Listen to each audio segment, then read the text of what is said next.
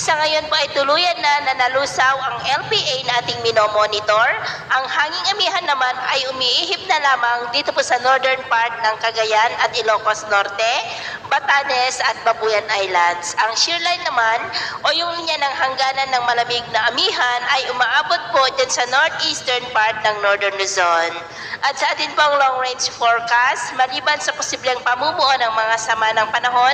dyan sa silangang bahagi ng ating bansa ay wala naman pong bagyo na nakikita na tatawid po dito sa atin for the next 5 to 7 days o kaya po ay hanggang sa susunod na 2 linggo ay storm-free pa rin po tayo. At sa lagay po ng ating panahon, ngayong tanghali ay generally fair weather po sa malaking bahagi ng ating bansa, lalo na po dyan sa may Mindanao at Visayas, pero dito po sa Luzon ay maulap na kalangitan na may mga pulupulong pagulan sa may Batanes, Babuyan Islands, Cagayan Valley,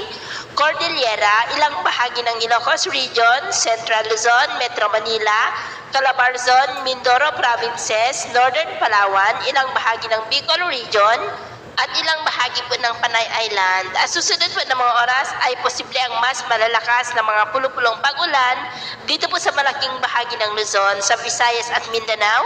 Ay generally fair weather pa rin po tayo maliban lamang sa mga tsansa ng maulap na kalangitan na may mga pulupulo na mahina hanggang sa katamtaman ng mga pag-uulan. Kaya kung lalabas po tayo sa ating mga tahanan, ay ugaliin po natin lagi ang magdala ng kahit anong panangga natin sa init ng araw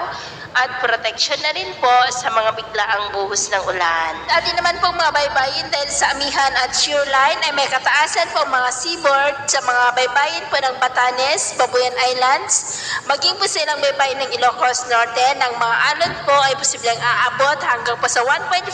to 2.5 meters height. Kaya iwasan po muna natin ang papalaot, lalo na po dyan sa mga may kulay pula para mas makaiwas